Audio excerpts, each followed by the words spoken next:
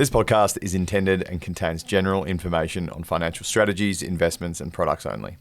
Whilst Luke and I are both licensed financial advisors, we don't know your personal circumstances, goals, or objectives. We highly recommend that you reach out to your financial advisor or investment professional to discuss any of the topics that we've covered today before taking any action.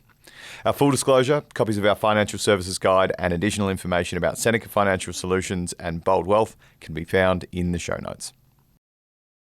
Hello, and welcome to another episode of Wealth and Toil. My name is Luke Laretive. I'm the CEO and an investment advisor at Seneca Financial Solutions, and I'm here today with my friend in illness, Pargiter-Green, DPG. How are you, mate? I have been better, mate, but This is what happens when you go drinking piss in Melbourne for 3 days straight. The clean air in Tasmania is doing me well. I did go away last week. Saw some clients in Melbourne. Clients, yeah. I'm not going to name names because obviously we can't name clients, but one of them definitely gave me COVID. No, I don't have COVID. It's the common man flu is what we're calling it, I think. But anyway, if you're testing positive to everything, you don't know what you've got. That's what I always say. So, look, there is nowhere that I would rather be than recording this podcast with you, my good friend. Right. Plus, we're going to talk about some fun stuff today. I'm sorry you're not well. Yeah, no, you're not.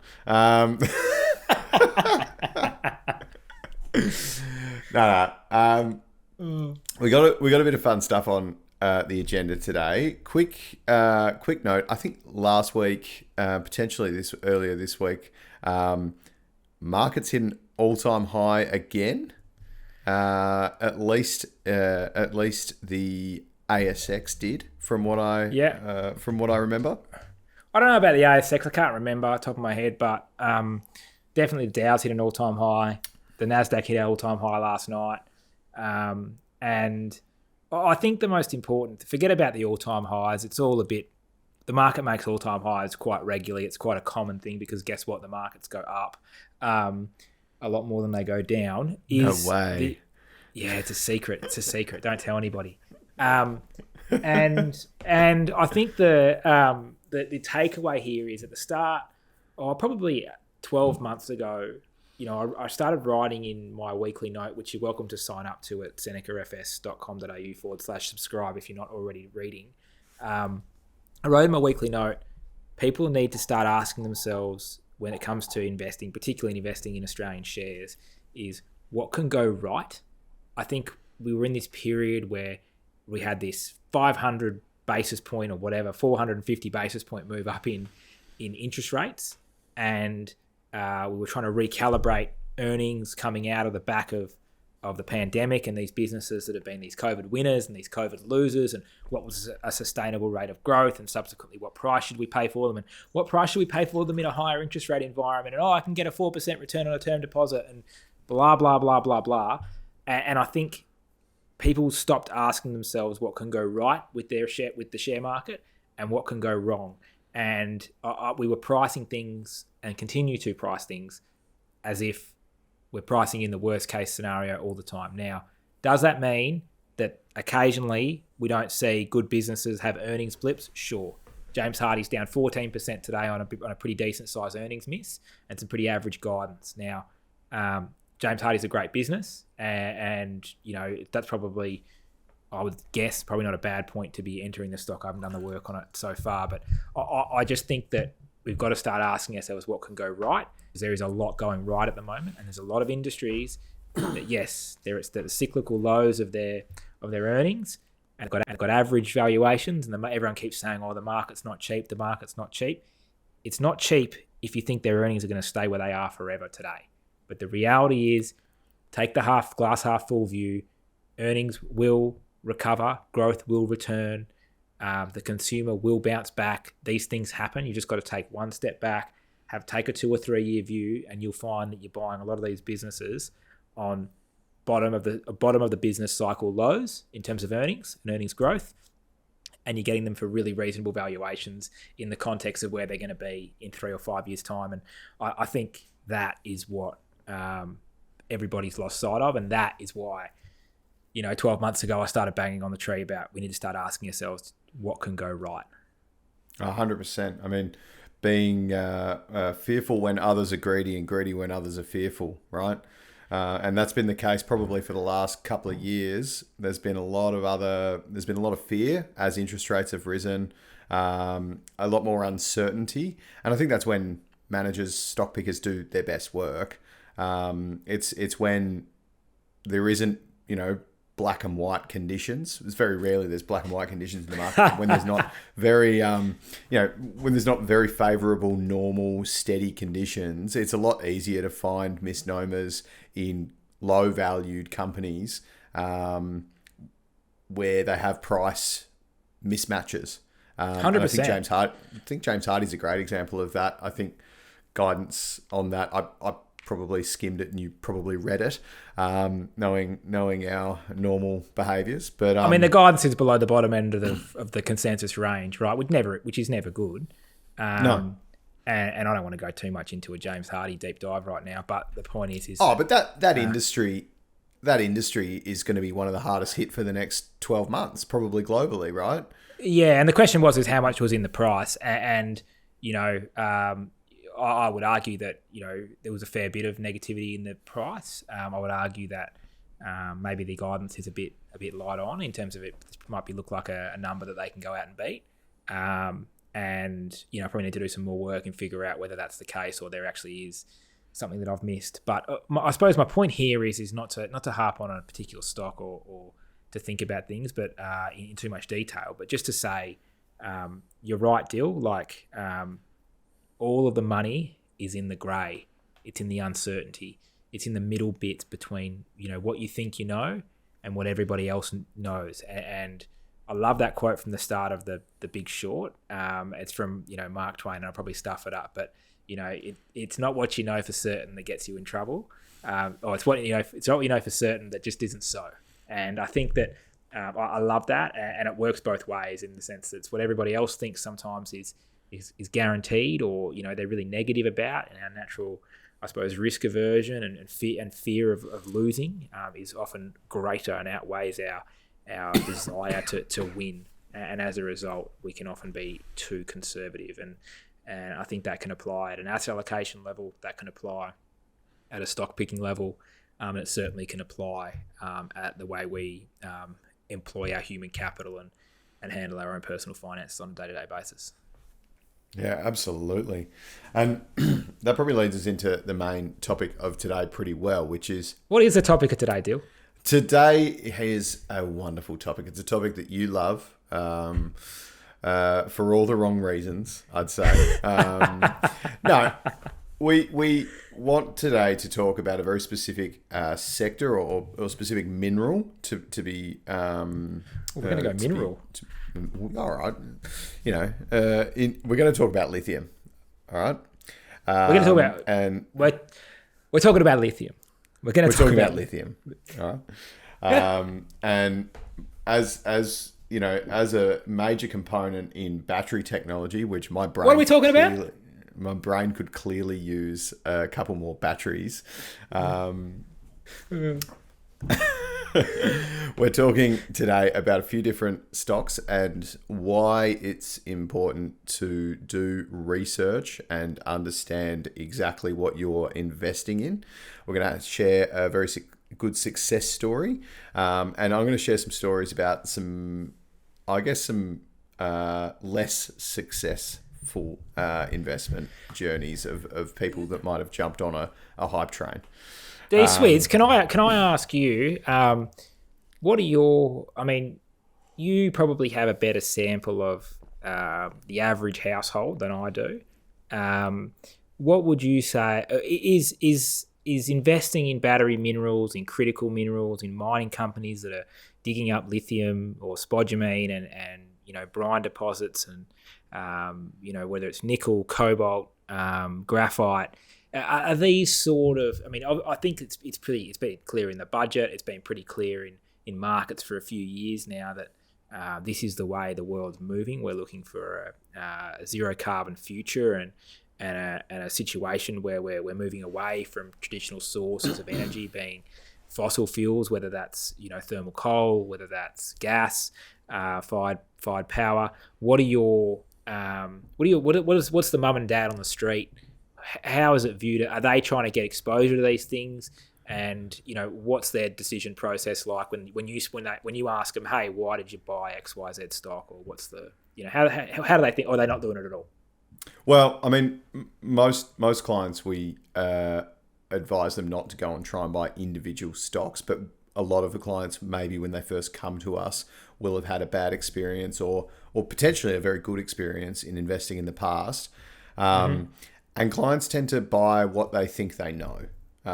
So a good example of that has been a trend in an increase in responsible investing, and specifically in Australia, where we're very mining dominated, having a swing away from thermal coal, steel manufacturing more generally, and into some of the new resource areas like lithium and so on, even so forth. to a degree, copper and whatnot. So we have a more broader conversation with clients about responsible investing. It's not just one thing, although clients will often have a favorite that they want to avoid, or a least favorite thing that they want to avoid. What are people? When we talk about responsible investing, what do they actually? I mean, I know the answer to this question, right? I'm asking you to tell me what do they say to you when you say, "Are you interested in socially responsible investing?" I feel like it's a bit like saying, "Are you interested in oxygen?" Like it's a bit of a. Of course, everyone's going to say yes. The question is, are you interested in a cold beer? Yeah, I am. Do you want 10 or 1? It's a bit of a different night out, if you know what I mean. Well, so how's it actually work? This is why we've moved away from using the ESG term, so the environmental social governance acronym that people have lent into since that people have lent into since probably the mid 2000s to early 2010s. Realistically, 2 of those things, social and governance, they should be given in any business. If you're not doing, it's good for business. It's good for business. If you're doing bad things socially, chances are your business is not going to last very long. And if your governance is terrible, chances are your business is not going to last very long. If you want evidence, you'll end up on the front page of the Herald Sun. Go and look at the Star Group share price, SGR. Pull up a chart, Yahoo Finance. Go and have a look. That's what happens when you have no governance controls.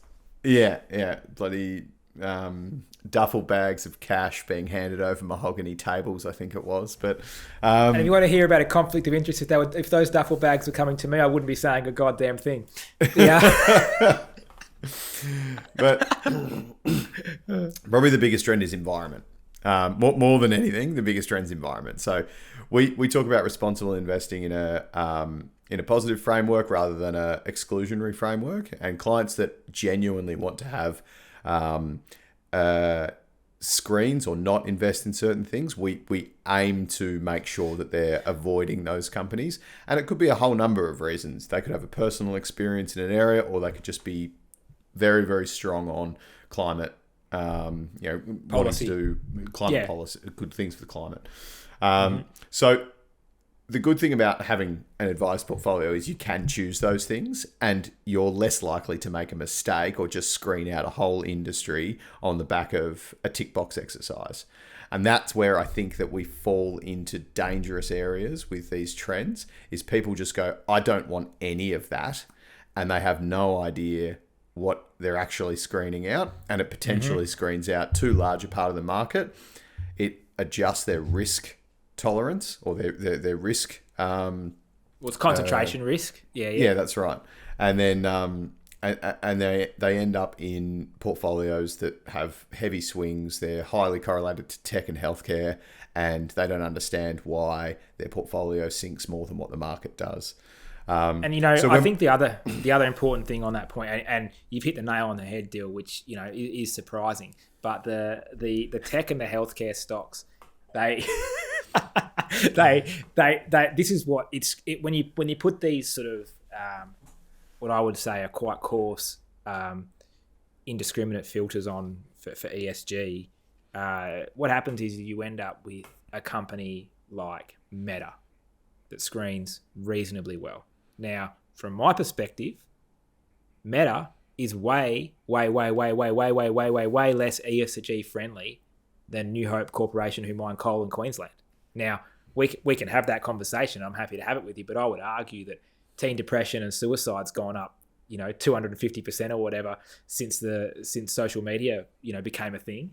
And I'm much more concerned about that than I am about selling the best quality, lowest emissions coal to countries who are going to buy it from alternatives that are higher emissions with lower standards of mining practices. So, I just think these conversations are nuanced. Investing is nuanced. And what you are doing, whether you are buying a market cap weighted ETF, whether you are buying an ESG screened portfolio, is you are buying what we would call a systematic strategy. Now, it's a systematic strategy in that it weights it according to market cap, or it weights it according to ESG emissions or carbon emissions, or it weights it by market cap excluding X, Y, Z and A, B, C. And so I think when we start to get into the world of systematic managers, we have to start understanding that these are systematic active managers. And even though they may not be employing traditional discretionary decision making, it is a system or a screen that's working for them. It is going to skew returns into a particular type of area, into a particular concentration, and it may not deliver the type of outcomes that clients want, that a more diversified approach would do, or a more discerning discretionary selection of stocks would result in. So I think you've got the right idea there, Dill, and I think it is significantly misunderstood in the broader investment community. Yeah. No, look, and it's a very, very rabbit hole conversation that I would say that we have. It's how deep do you want to go, and the deeper you go, the harder it is to see the light again. So that's what we're here to do. We're here to provide people with some light, some curation of information, and to hopefully guide and influence your decision making in a positive way to generate the best possible outcomes for your family. And that doesn't necessarily mean the best possible financial, generate the highest returns that we can, which sure, if that's your goal, no problem. But if that's to generate your returns in a particular type of way, these things are all achievable. But I would just encourage people to, whether it's the products, the active products that are out there, the passive stuff, passive with me doing the finger marks for the audio people, in the ETF universe, I would just encourage people to do more than just read the top 10 holdings and the label on the tin, because think and actually have a think about, is this product delivering me the type of ethical investment opportunities that I actually want, rather than making me feel good that I'm investing ethically, but you're not really. Yeah, I tend to agree. And the only other thing that I would say on that, and perhaps it allows us to move on from this, is we talk a lot about the tailwinds that are available within certain sectors. And I'm a big believer in areas of markets that have significant government subsidies and government assistance that's been provided or budgeted for over a very long period of time, to being able to support certain industries that otherwise maybe would have average or middle of the road profits become a lot faster, and particularly in that smaller stock space. There's definitely some areas where we see these tax subsidies or tax cushions that these companies get. Inflation Reduction Act. all around the world. Yeah. That's it. Yeah. I mean, there's a good example of one. But that's a great example of, where probably green energy infrastructure is going to have a huge capacity for growth over the next 20 years in the States. So that's something that, Yeah, I think you're right, mate. And you've got to recognise the trends, and whatever your political persuasion, whatever your views are on green energy. Like, I mean, I'm not a particular, neither of you do, I know, but we're not particular political animals. I'm just here to make a few bucks, right? Like, and I just want to help clients live their ideal lifestyle and make a few dollars myself along the way. So, I'm not making a political comment now. You can ask me about my politics. I'm happy to share that with you over a beer. But that's a different podcast. It's a different podcast. But, on this podcast, we're at the cashola. Like it's let's follow the money. Follow the money. And that's it. You follow the money, follow the trends, but don't just pick a trend because you think it sounds good. And I think that's what lithium has potentially become for a lot of people over the last few years. The hype of companies like Tesla doing exceptionally well in the NASDAQ and having its fall from grace since, sometimes when companies go down, I just get. It does make me. That kind of thing makes me really excited. I love seeing really excited. Bad people lose money. It makes me. It's sort of. Look, Chairman Musk. Oh my god! Or whatever. I hate Elon Musk so much. He's literally the worst person on the planet. He's probably listening. Let's push on. Anyway, push on to something more interesting. So, that's what we're talking about, right? So we're going to move through. So that rise has then led to people being more interested in battery technology, I think, and it's become a lot more of a talking point as we've had more climate-focused conversations, and the success of that company, anecdotally, has meant that people have then tried to find opportunities to get into the supply chain of those of those batteries. So we're going to talk a little bit about a couple of different companies, I think. One that has been a bit of a winner and one that had a very, very strong rise, but has subsequently over the past few months and past year or so dropped considerably in value. And then whilst we don't like bashing on ETFs specifically, but we did do an episode.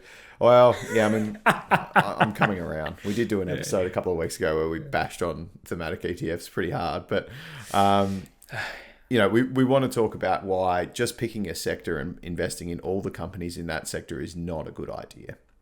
So tell me a bit about Vulcan, mate, because that has been on a tear. Has been on a tear. It's up 68% in the last 4 weeks. What's the ticker? Oh, ticker's VUL for the uninitiated and unindoctrinated. Ticker means stock code. Check it, yeah. Type it in, VUL. Stock's up 150% over the last 12 weeks, and I think it's going to continue to go up. Vulcan's another one of these lithium companies that's developing a project. Now, developing a mining project, regardless of what project and what sector, is a very hard thing to do. It requires a lot of capital up front. There's a lot of government and regulatory constraints. And on top of that, you generally need to be a little bit lucky to be able to raise capital in such a way that you can get that project up and running with so few shares on issue that the profits you generate are still substantial and the return on capital is still good for those investors who have supported you along the way from the get-go. Now, Vulcan, we've been supporting for a few years now. We first invested in a placement at 40 cents about 3 and a bit years ago. 10 bagger. It's at $5 today. It's been $15 a share, so we've made a lot more money over the years out of it than that. But there you go. The reality is that we identified that project as having potential because of a few things, and we have a bit of a process at Seneca when we're looking at early stage projects, and I'd encourage anyone just to go read our latest live wire on Sun Silver, or you can go back and read on Vulcan or the stuff we put out on James Bay. The same process we use for all early stage mining projects and all early stage development projects and identifying them. They need to be in a tier 1 jurisdiction. They need to be sufficiently discounted such that we've got a margin of safety that is abnormal. They need to be run by high quality people who we're familiar with and have a distinct knowledge of their career and what their alternatives would be if they weren't doing this job. It needs to be a resource of global significance, so it needs to have sufficient scale and grade to make this thing worthwhile doing and pursuing. And in the case of Vulcan, it's got a little kicker. It's got one of my favorite things, which is brand power. They're going to be able to sell a product that is zero carbon in their supply chain. So unlike the rest of the lithium complex around the world, whether that's brines or spodumene, they're going to be able to sell a carbon neutral product into the OEM battery manufacturers and into the car manufacturers, and that's going to be, in my opinion, a premium pricing opportunity for them, because it's going to mean that those companies aren't going to have to buy carbon offsets elsewhere. So they can do that because they're using geothermal energy. I'll just quickly get that out the way, by extracting salty water that's hot from 5 kilometers below the Rhine Valley, where you drink nice Riesling from in Germany. Yeah, right. Okay. So, I mean, all that being said, right, that's a whole lot of analysis that not the average everyday punter is going to have access to. So, well done. Well, they do, but it's just a okay. But you've worked in mining, and you've also worked in finance now for 50 years or however old you are. But like, what's with the? Explain to us the meteoric rise, right? So 150%. That means it was $2 3 weeks ago. 12 weeks ago. I think what people need to realize is the trend, right? So the trend is that lithium prices have stabilized. In fact, they've gone up a fraction off, multi-year lows, and the supply-demand balance in lithium in the short term has been impacted by moderating demand, you would argue, maybe. And people tend to argue that it's been an increase in supply. I would say it's been a destocking period, so they're two different things. But without getting into the nitty gritty, prices are going up, right? That's finished, and now we're going to be back on again. And battery demand is forecast to grow, depending on who you read, 20 to 30% per annum for the next 15 years. So, but that was the you can't mine that fast. That was also the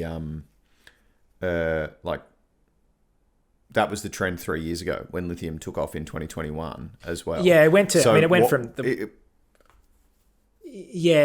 Look, that's a really. There is an answer to that question, Dill, and it involves the securitization of commodity markets. So, what in really. If you know, you've got 30 seconds. Yeah, I'm giving you the quick answer, so just take it as a quick and dirty answer. And there's a better answer I can give you if you really want to. Feel free to hit me up, and I can tell you about it. But essentially, when commodity markets, the volumes start to pick up in any market, it becomes there's people out there who are incentivized to create financial securities to bet on those markets. If we use our Big Short analogy, there's a Richard Thaler's at a roulette table or a blackjack table. And he's got Selena Gomez next to him, and he's doing and then they're making bets on how Selena Gomez is going to go behind it. That's what happens in commodity markets, essentially, right? So what happens is you get these artificial volumes, and they can drive up prices very quickly, and they can push down prices very quickly. They are not necessarily representative of the natural supply demand. That's me doing an economics chart with my hands. Equilibrium I'm loving all the price. hands work for all those people who are listening. Look, get on that YouTube video. Get on YouTube, like, subscribe, follow, give us the big red thumbs up, and take one for the team. That's all I'm saying. That's the short. That's the long and the short of it. Okay, so that price run is caused by increasing demand, yes, but also increasing demand from financial gambling, for lack of a better word. Well, that as for a layman investor, again, for someone who's trying to do this stuff for themselves. Forget about it, right? Fund managers don't even know this stuff. Like, the average fund manager analyst that I speak to doesn't even know the difference between a spodumene deposit and a brine deposit. That's how you think they're smart. Trust me, go stand in a room with them. They're not. They're just not. I mean, I thought spodumene was what you used to make a cake rise, but no, serious. In all seriousness, no, though. Commodities generally quite tricky to invest in due to the cyclical nature of it. And I think you hit the nail on the head there. One of the more worrying things is that I think that a lot of individual investors will buy into these as they're on the rise, as they're sort of beyond that 50% part of that cycle, and where then the destocking happens and the significant drop off in demand happens with smaller minerals. You see up to 90-95% losses in some of these companies. A very common company that a lot of people got on was Core Lithium. That's a very worst deposit, was never going to go anywhere. Could have told you that literally from 5 cents. Well, that's it. But anyone who knows anything about mining would know that project is was fatally flawed from the get-go. And so why did it have such a meteoric rise? Because it was such a hot stock. I've got zero idea. I think you're right. It caught the zeitgeist. It caught the retail investor hype, and it fed itself for a long time. But it stood out like dog's balls from a valuation perspective, in the sense that the other one that stood out is now delisted in Africa. Yeah, wow. And so I think this lack of concept of valuation, what you're buying as value, not just the price of the shares and what the share price has done, but what the value of the project is, and the idea that you have to understand how mining works a little bit to get a concept of. Not that I'm a super expert, and to be fair, I know a little bit, but but I've got some pretty handy mates, and I've got some pretty handy phone, contacts in my phone, and I think being able to make those calls, hey, so and so from global leader in that commodity sector, who's the head geologist at XYZ, who I will not name, right? Can you please tell me, these are my thoughts on this project. What do you think? What have I missed? And now I didn't need to do that for Core Lithium because Blind Freddy could have seen that one. But the reality is that people did. They lost a lot of money there, and it should be a lesson to them is, momentum trading like that and just buying because things are hot and you think you're going to buy for $1 and sell for $1.10 is dancing with the devil. And when the music stops, it can get ugly and ugly fast. And then you're stuck in that weird emotional situation of, but if it just gets back to the price that I paid for it, then I'll sell it. And then it goes down lower and then lower and lower and lower. And then eventually you capitulate, and then you tell me that the share market's effed and you're never going to invest in it again. And in reality, no, you're incompetent, and that's a hard thing to realise. You're not incompetent, you're just untrained and not as competent, or maybe you are incompetent. I once described this to somebody as musical chairs, right? But you think that your chair's going to come back when you miss out.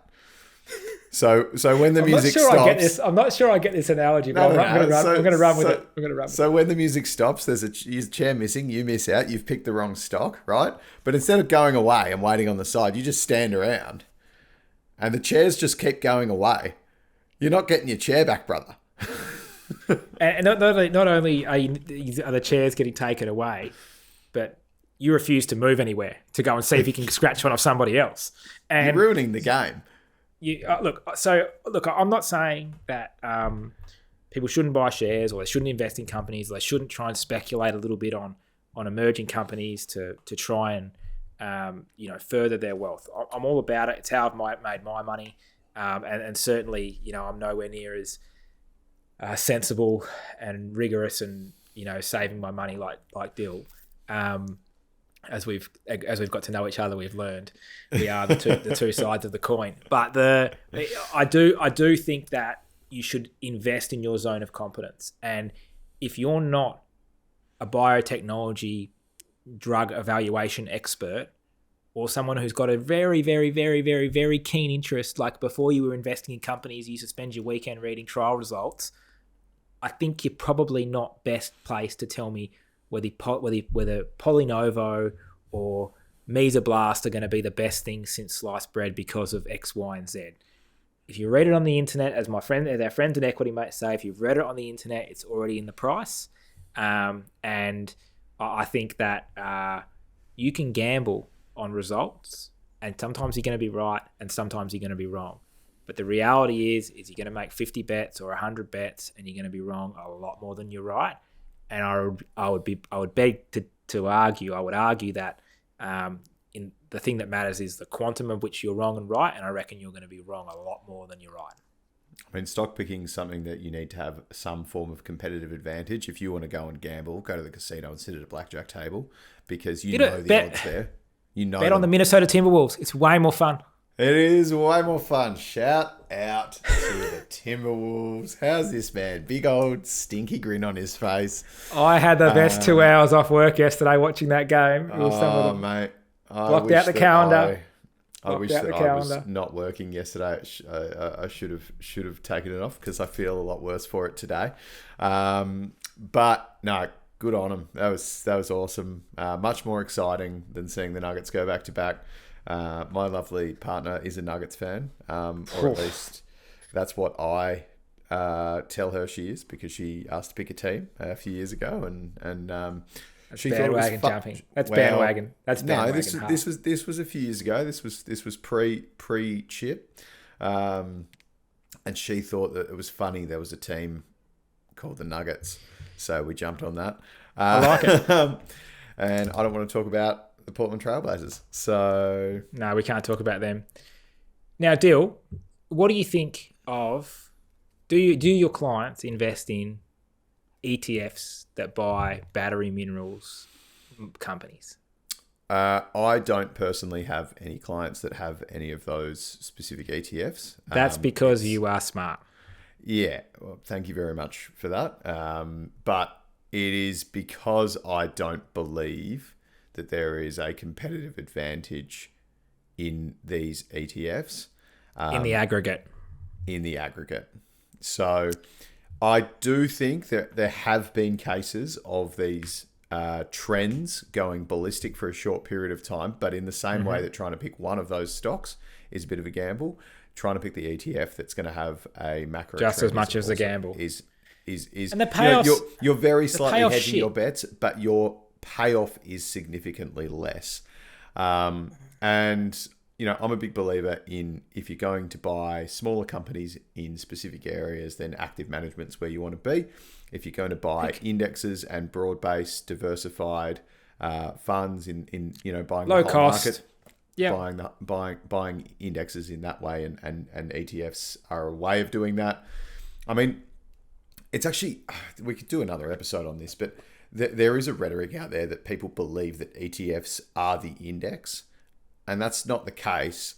I think we should do an explainer episode, because the amount of calls that I have for initial people that say, I just want to buy, I want to buy ETFs. So I want to buy ETFs. And they think that is going out and just buying the index. There is a differentiator. You can do that in a lot of different ways. You know what we might do? I had lunch with the illustrious Blair Modica from Beta Shares, who BMC himself. He's one of the greats. So we might ask Blair next week to come on for a little episode with us. We may even be able to get Nathan Crossover Louis from Global X as well. He's got one of the elite crossovers on the Fitzroy basketball courts. Yeah. So we might be able to get him a competitor product on it. We could have a sort of royal ETF rumble between the two of those guys. And see if we can. We could sit here. You and I can popcorn it up, popcorn it up, and just sort of throw a few jabs in from time to time. Hurl abuse. So look, let's mark that for a pod in the coming weeks. I'll see if I can get hold of those two, because they're hard to get hold of. But I reckon, Dill, that's probably us for an episode when you're sick. 40 minutes. That's dishes done. That's a cracker. Wow, I wouldn't say me out that. of the oven. I am cooked. Dill's not well, so we apologise in for that episode. It wasn't our sharpest work, but we promise we'll make it up to you next week. Dill, mate, go and get the Sudafeds in and get on that couch. Pleasure as always, mate. Never a chore. Have a great rest of the week. This was a chore. Let's face it. This was a chore. Catch you, mate. See you, mate.